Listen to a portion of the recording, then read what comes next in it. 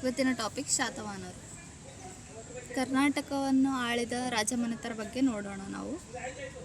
ಅದ್ರಾಗ ಫಸ್ಟ್ ಯಾರು ಬರ್ತಾರಂದರೆ ಶಾತವಾಹನರು. ಇವರು ದಕ್ಷಿಣ ಭಾರತದಲ್ಲಿ ಆಳ್ವಿಕೆ ಮಾಡಿದ್ರೆ ಶಾತವಾಹನರು. ಇವರು ಉತ್ತರ ಭಾರತದಾಗ ಆಳ್ವಿಕೆ ಮಾಡ್ತಾರೆ. ದಕ್ಷಿಣ ಭಾರತದಲ್ಲಿ ಮಾಡಿದವ್ರ ಬಗ್ಗೆ ನಾವು ನೋಡೋಣ. ಮೌರ್ಯರ ಸಾಮಂತರು ಯಾರಂತಂದ್ರೆ ಶಾತವಾಹನರು. ಇವ್ರು ನೆಕ್ಸ್ಟ್ ಶಾತವಾಹನರ ಸಾಮ್ರಾಜ್ಯ ಸ್ಟಾರ್ಟ್ ಆಯ್ತು ಮೌರ್ಯರ ನಂತರ. ದಕ್ಷಿಣ ಭಾರತದಲ್ಲಿ ಆಳ್ವಿಕೆ ಮಾಡಿದ ಮೊದಲ ಸಾಮ್ರಾಜ್ಯ ಅಂತ ಹೇಳ್ಬೋದು.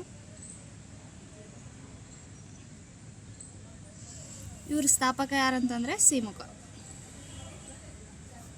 ರಾಜಧಾನಿ ಯಾವುದಂತಂದರೆ ಮಹಾರಾಷ್ಟ್ರದಾಗ ಬರ್ತದೆ ಇವ್ರದ್ದು. ಯಾವುದಂತಂದರೆ ಪೈಠಾಣಕ್ಕೆ ಇನ್ನೊಂದು ಹೆಸರು ಏನಂತಂದರೆ ಪ್ರತಿಷ್ಠಾನ. ಇವ್ರ ರಾಜ್ಯ ಲಾಂಛನ ಯಾವುದಂತಂದರೆ ಲಾಂಛನ ವರುಣ. ನೆಕ್ಸ್ಟ್ ಸಿಮುಕನ ಬಗ್ಗೆ ನೋಡೋಣ. ಸಿಮುಕನ ಬಗ್ಗೆ ನಾನಾಗಢ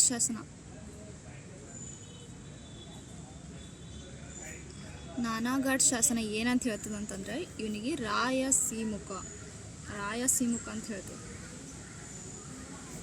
ಅದರಲ್ಲೂ ಒಂದು ಜೈನ ಗ್ರಂಥ ಇವನನ್ನು ಏನಂತ ಕರೆದಾರಂದರೆ ಶಾಲಿವಾಹನ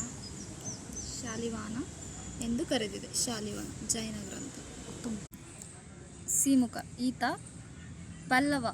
ಪಲ್ಲವ ಮತ್ತು ಕುಂತಳದ ಈ ಚೂಟ ಮನೆತನದೊಂದಿಗೆ ವೈವಾಹಿಕ ಸಂಬಂಧವನ್ನು ಹೊಂದಿದ್ದ ಅಂತ ಹೇಳ್ತದೆ. ಯಾರ ಬಗ್ಗೆ ನೋಡ್ಲತ್ತೀವಿ ಈಗ? ಸಿಮುಕನ ಬಗ್ಗೆ. ಸಿಮುಕ ನಾನಾಗಢ ಶಾಸನ ಏನು ಹೇಳ್ತದೆ ಅಂದರೆ ಇವನಿಗೆ ರಾಯ ಸಿಮುಕ ಅಂತ ಹೇಳ್ತದೆ. ಅಲ್ಲದೆ ಒಂದು ಜೈನ ಗ್ರಂಥ ಒಳಗೆ ಇವನಿಗೆ ಶಾಲಿವಾಹನ ಅಂತಿಗೆ ಕರೆದಾರೆ. ಇವರು ಪಲ್ಲವ ಮತ್ತು ಚೂಟರೊಂದಿಗೆ ವೈವಾಹಿಕ ಸಂಬಂಧವನ್ನು ಹೊಂದಿರ್ತಾರೆ. ಇದರ ಶಾತವಾಹನರ